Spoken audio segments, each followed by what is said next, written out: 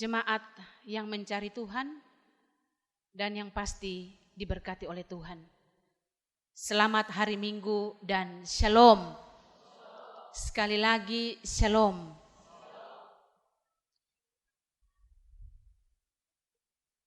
Alkitab sering menampilkan Allah dalam dua wajah. Allah yang pemarah dan Allah yang pemurah.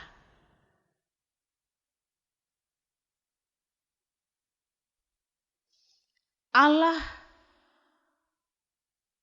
menghukum, Allah mengancam orang-orang manusia yang berbuat jahat. Kita manusia yang berkhianat dan kita yang tidak setia kepadanya. Tapi kita dapat melihat bahwa itu tidak dapat berdiri sendiri. Selalu disejajarkan dengan Allah yang pemurah.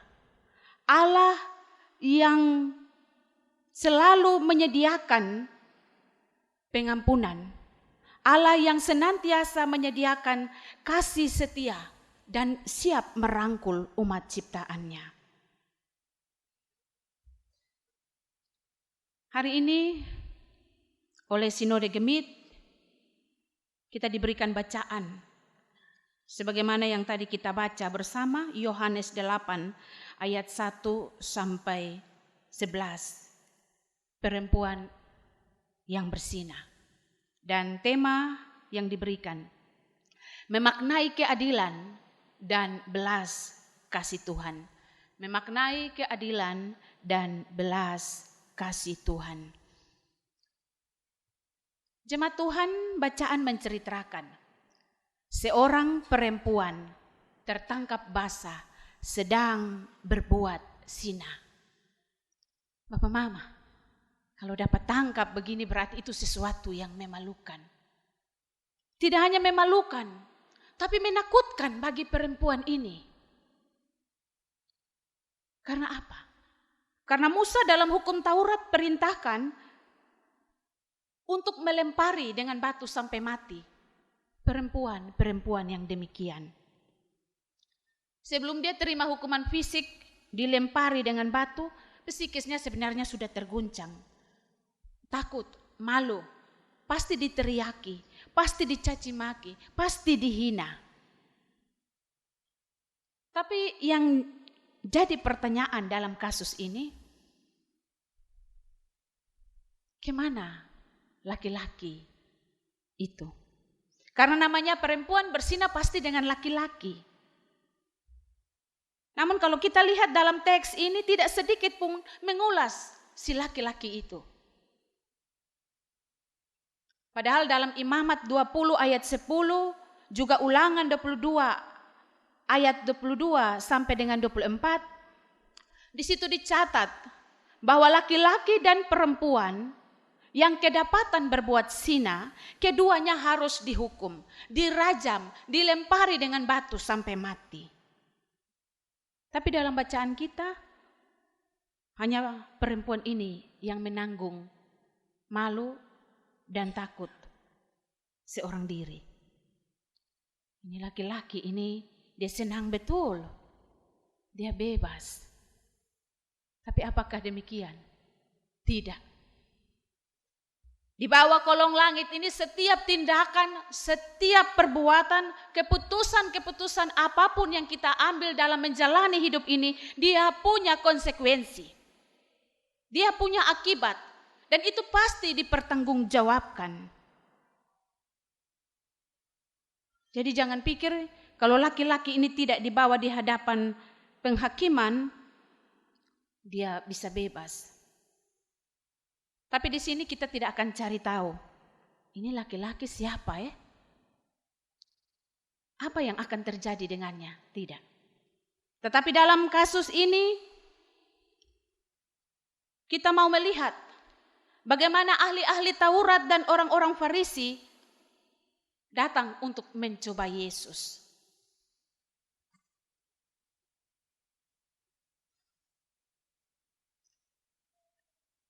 Sebenarnya alamat untuk pengaduan ini sudah salah. Karena seharusnya mereka bawa kepada imam, bukan kepada Yesus.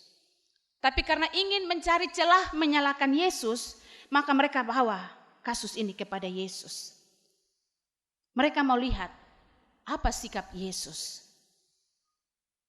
Kalau Yesus patuh pada hukum Musa, agar perempuan ini dihukum sampai mati, maka Yesus akan dituduh melawan pemerintahan Romawi. Karena hanya pemerintahan Romawi saja yang berhak untuk menghukum mati seseorang. Tapi kalau kemudian Yesus membebaskan perempuan ini, berarti Yesus dituduh menolak hukum Musa yang saat itu sangat dihormati oleh orang-orang Yahudi. Jadi apa yang Yesus buat ini pasti akan salah. Tapi kita dapat melihat bagaimana Yesus menanggapi kasus dan menyelesaikan masalah ini.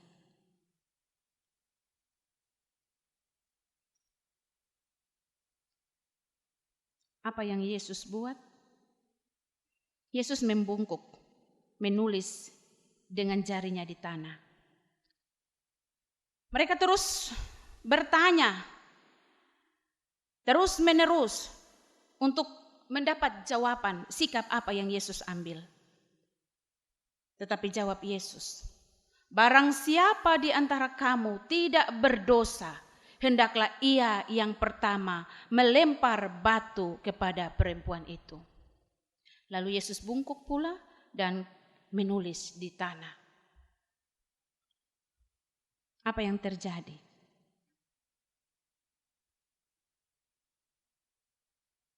Masing-masing mereka, mulai dari yang tertua, pergi meninggalkan Yesus dan perempuan itu seorang diri.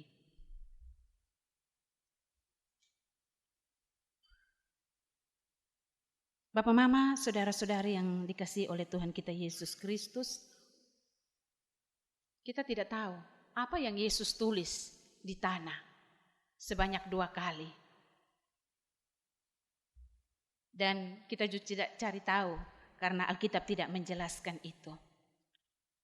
Tetapi Yesus dengan membungkuknya itu dan dalam diamnya itu, dia mau memprotes budaya patriarki, budaya di mana laki-laki mendominasi, budaya di mana laki-laki bisa menindas, menekan, merasa lebih berharga daripada perempuan. Yesus mau menunjukkan bahwa semua kita sama, harus mendapat perlakuan yang adil. Tunduknya Yesus adalah sebuah protes untuk mempertanyakan keadilan seperti apa yang dipahami oleh ahli-ahli Taurat dan orang-orang Farisi.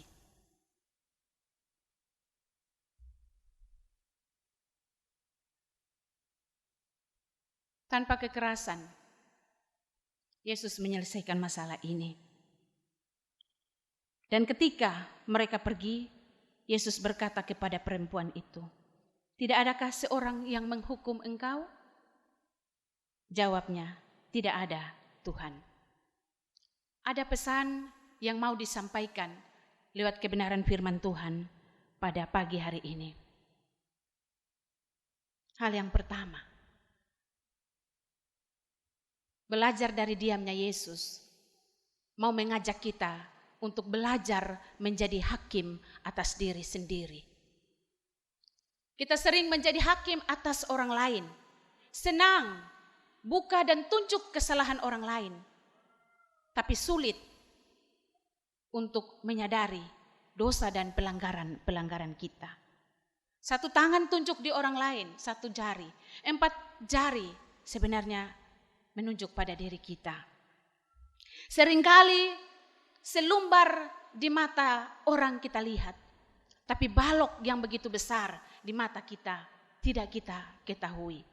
Firman Tuhan lewat diamnya Yesus mau memberikan kesempatan kepada ahli-ahli Taurat dan orang-orang Farisi, juga kepada si perempuan yang kedapatan basah bersinah ini, untuk masing-masing periksa diri. Ahli-ahli Taurat, benarkah engkau tidak melakukan dosa?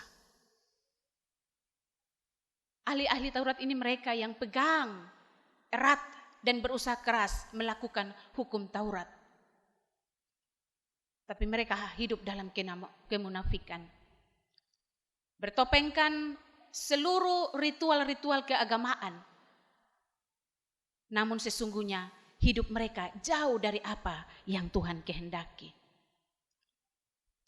Tuhan juga memberikan kesempatan kepada perempuan itu untuk melihat betapa dia telah melakukan yang jahat dan kotor di mata Tuhan. Poin pertama ini datang dan mengajak saya dan Bapak Mama, mari cari waktu untuk selalu punya kesempatan koreksi dan introspeksi diri. Jangan tunggu orang lain hakimi kita. Kadang-kadang kita sudah dihakimi juga, kita masih membenarkan diri. Membenarkan yang tidak benar. Belajar untuk berkaca pada kebenaran firman Tuhan. Bahwa kita telah salah di mata Tuhan. Sikap hidup kita sadar atau tidak sadar mungkin menyakiti sesama. Suami, istri, anak-anak menyeleweng dari kehendak Tuhan. Sesibuk-sibuk apapun kita harus punya waktu untuk periksa diri kita. Untuk koreksi diri kita.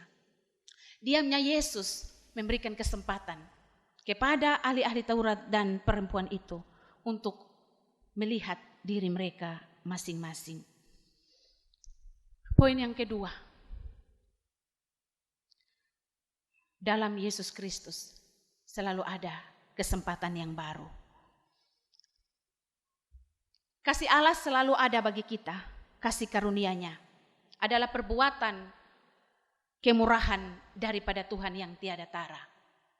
Kemurahan dan murahan ini kelihatannya mirip, tapi sebenarnya artinya jauh berbeda. Murahan itu asal-asalan, tidak berkualitas, tidak bisa dipercaya, tidak dapat diandalkan. Sebaliknya, kemurahan itu tak ternilai harganya, tak tertandingi kualitasnya. Tuhan selalu kasih kesempatan baru, termasuk kepada perempuan yang ketangkap basah sedang bersinah itu. Tuhan mau supaya dia tidak lagi hidup dengan cara yang murahan, hidup yang murahan, yang tidak berkualitas. Diamnya Tuhan dan kesempatan yang Tuhan berikan untuk kembali menjalani hidup adalah bukti kasih setia daripada Tuhan. Menarik pernyataan Tuhan di sini. Ketika membuka percakapan dengan perempuan yang terdiam dari tadi itu. Di manakah mereka? Kita melihat kalimat ini. Tidak ada intimidasi, tidak ada penghakiman. Tapi Tuhan membuka dan membuka ruang untuk bercakap-cakap dengan perempuan ini. Tuhan kembali merangkul kita yang berdosa, kita yang kotor dan kita yang cemar. Pengampunan ini bukan berarti Tuhan kompromi dengan dosa, tidak. Tetapi Tuhan memberikan kesempatan kepada kita untuk menata hidup yang masih Tuhan percayakan kepada kita. Hari ini ambil keputusan. Jangan terlalu nyaman hidup di dalam dosa. Bapak Mama, sadar ataupun tidak, kadang-kadang kita terlalu nyaman hidup dalam dosa. Karena kita bilang Tuhan pemurah. Hati-hati terjebak dalam wajah Tuhan ini yang pemurah. Tuhan juga pencemburu, Tuhan pemarah. Kalau Tuhan masih kasih kita kesempatan waktu untuk bertobat, bertobat. Tinggalkan apa yang salah di hadapan Tuhan. Jangan terlena dengan pemulihan dan pengampunan yang selalu tersedia.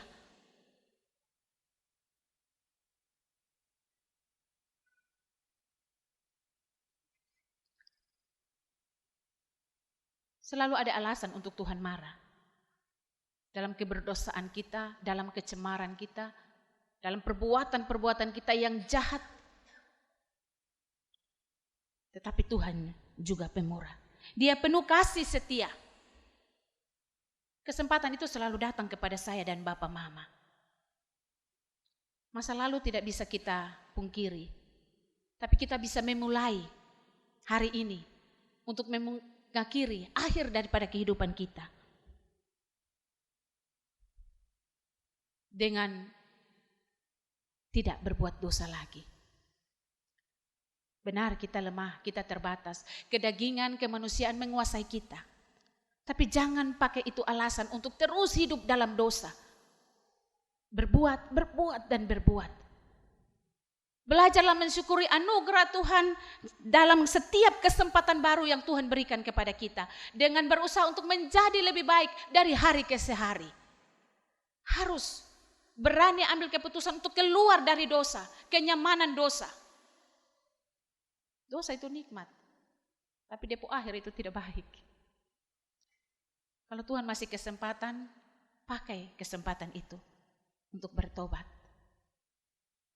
Selamat menjalani hari-hari hidup yang masih Tuhan perkenankan kepada kita. Tuhan memberkati kita dengan firman-Nya. Amin.